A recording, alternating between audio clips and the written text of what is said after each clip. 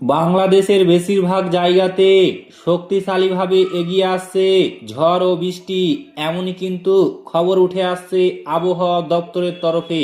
তো ফ্রেন্ডস, বাংলাদেশের কোথায় কোথায় ঝড় বৃষ্টিপাত হতে চলেছে এই ভিডিওতে আপনাদের বিস্তারিতভাবে জানিয়ে দেব। অবশ্যই ভিডিওটি শেষ পর্যন্ত দেখবেন। তার আগে আপনাদের কাছে ছোট্ট একটি রিকোয়েস্ট করছি, আপনি যদি আমাদের এই চ্যানেলটিকে এখনো পর্যন্ত সাবস্ক্রাইব করে না থাকেন তবে এইরকমই নতুন নতুন ভিডিও সবার আগে দেখার জন্য অবশ্যই সাবস্ক্রাইব করে নেবেন। দেশের 6 বিভাগ ঢাকা, ময়মনসিংহ, খুলনা, বরিশাল, চট্টগ্রাম ও সিলেটের 2-1 জায়গায় অস্থায়ীভাবে দমকা হাওয়া ও বজ্র বিদ্যুৎ সহ বৃষ্টিপাত হতে পারে বলে পূর্বাভাস দিয়েছে আবহাওয়া অধিদপ্তর। বুধবার থেকে পরবর্তী 24 ঘন্টায় আবহাওয়ার পূর্বাভাসে এই তথ্য জানানো হয়েছে। পূর্বাভাসে বলা হয়, দেশের অন্যত্র অস্থায়ীভাবে আংশিক মেঘলা আকাশ সহ আবহাওয়া প্রধানত শুষ্ক থাকতে পারে।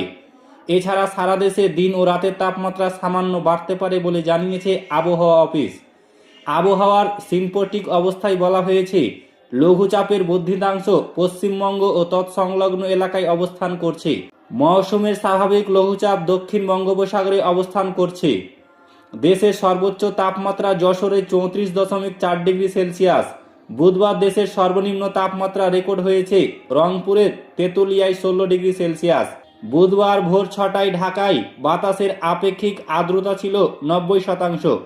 ঢাকায় বাতাসের গতি ও দিক দক্ষিণ বা দক্ষিণ পশ্চিম দিক থেকে ঘন্টায় 10 থেকে 15 কিলোমিটার। তো ফ্রেন্ডস, এই ছিল আবহাওয়া সংক্রান্ত বিগ ব্রেকিং নিউজ। ভিডিওটি ভালো লাগলে লাইক করবেন, শেয়ার করবেন এবং চ্যানেলটিকে অতি অবশ্যই সাবস্ক্রাইব করবেন।